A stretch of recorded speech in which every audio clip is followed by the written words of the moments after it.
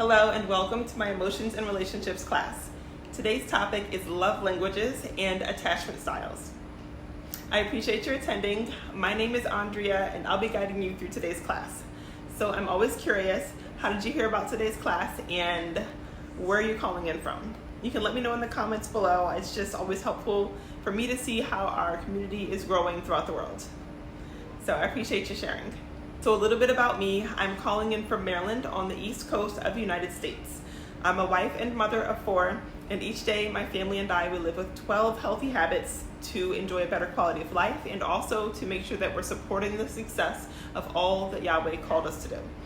So because these habits have been so transformative to our lives, I do my best to share guidance on how to implement and stick with each of these healthy habits so that we can all live truly thriving lives.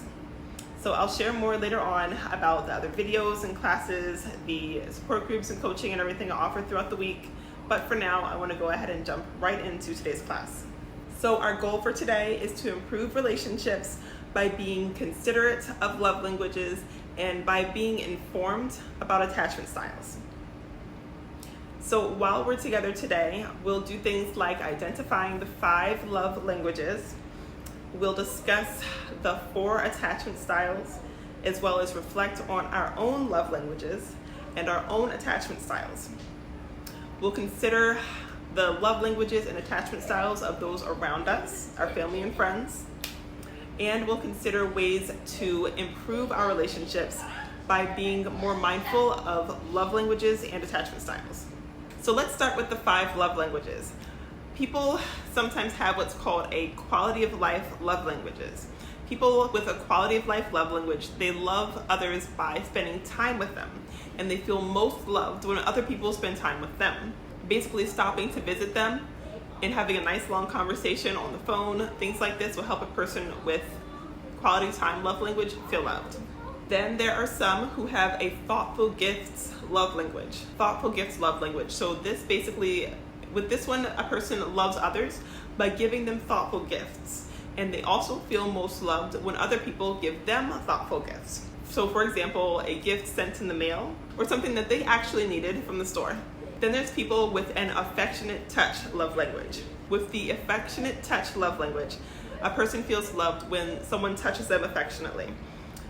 And then they love other people by touching them affectionately. So for example, with a warm hug or with a welcoming handshake or kiss. There are those with acts of service love languages. So when someone has an acts of service love language, they love others by serving them and by doing things for other people. And they do things for them like running errands or maybe even a foot massage.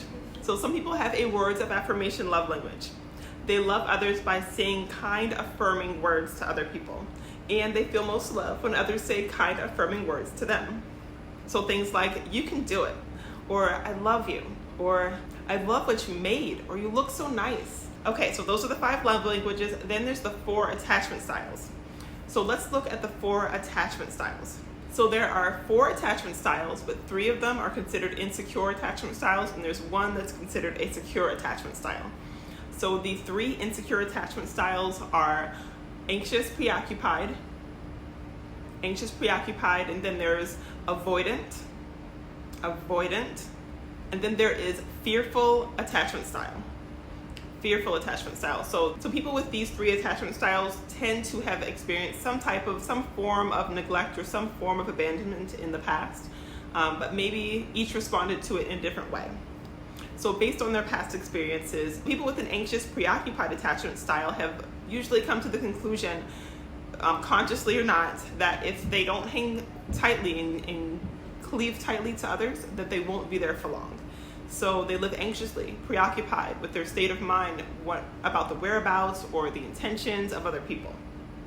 People with avoidant attachment styles have come to the conclusion, whether subconsciously or consciously, that relationships are just too much. There's just too much pain to be had there, and they're just avoiding it altogether.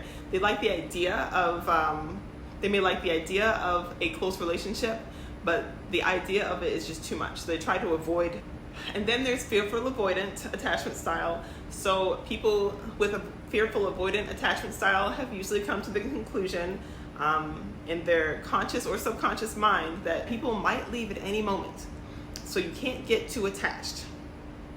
So they might avoid attaching too much because they're afraid of being left.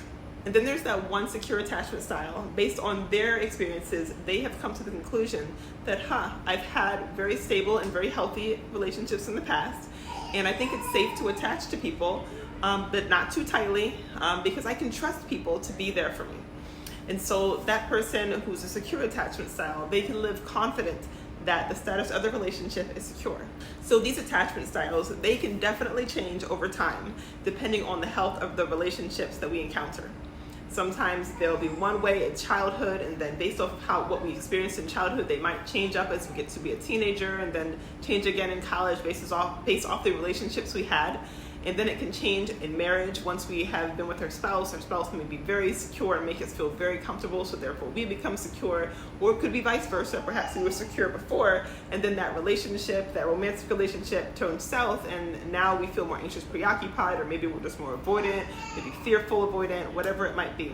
So these things can change over time. So now that you have an idea of what these 5 love languages are and what the 4 attachment styles are, take a second to reflect on your own love language and your own attachment style. So grab a pen and paper and write down the following sentences, and then fill in the blanks. So write down, my love language tends to be blank. My love language tends to be blank. Then write down, my attachment style tends to be blank. My attachment style tends to be blank. And I'll write a list of these in the description below so that you can have a visual for each one, because I know it's a lot to write. So again, keep in mind that whatever you wrote down, this can be something that changes over time, and it also might slightly vary based off of who you're talking to, who you interact with. So based off of how you interact with coworkers versus how you interact with family. So now let's consider other people's love languages and attachment styles. So write down the names of 3 people that you are close to, 3 people that are close to you just for now. And you can always add more people later on, but this is just to start with right now during class. So let's take a second to consider their actions, reflect on their actions, and write down your best guess for their love language and for their attachment style. Again, reflecting on the things they've said, the things that they've done, the patterns that they have. If you really feel comfortable, you may even ask them what their love language is, but I would only suggest asking this for the closest of relationships. I wouldn't suggest asking a coworker or your supervisor or your pastor. It would be a little bit, but your best friend or your spouse, things like that would be fine. And just as with you, other people might also have multiple different love languages. They might have their attachment style that they have right now. It might vary in different situations, or they might be kind of teetering between 2 of the different attachment styles. So just be aware of that.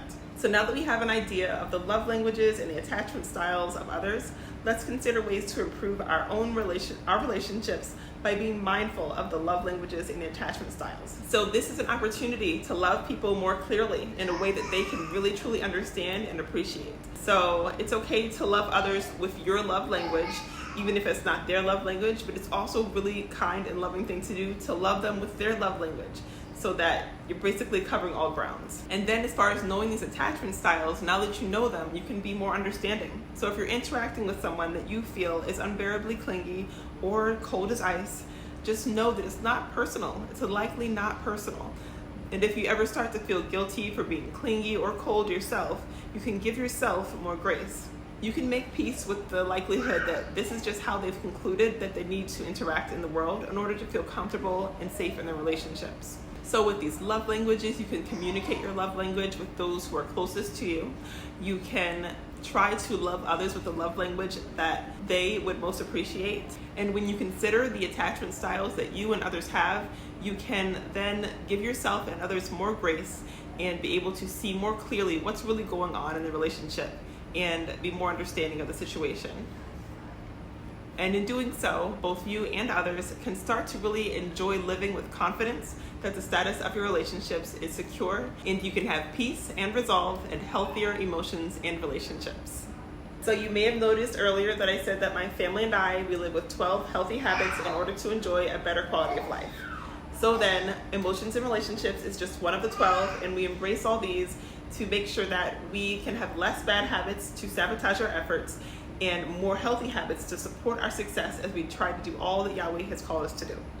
So for this and all the other habits, I offer guidance via workbooks, videos, classes, and support groups to help you to implement and stick with each healthy habit. So if you'd like more guidance on this habit or the other healthy habits, I'm here to guide you. Just go to my website, which is trulythrivinglives.org, for more details. All right, so I'd love to know, how did you enjoy today's class, and what questions do you have for me? You can let me know in the comments below, or you can save your questions for support group or coaching. Either way, I look forward to supporting you on your journey. All right, I appreciate your joining in today. I hope you have a blessed day.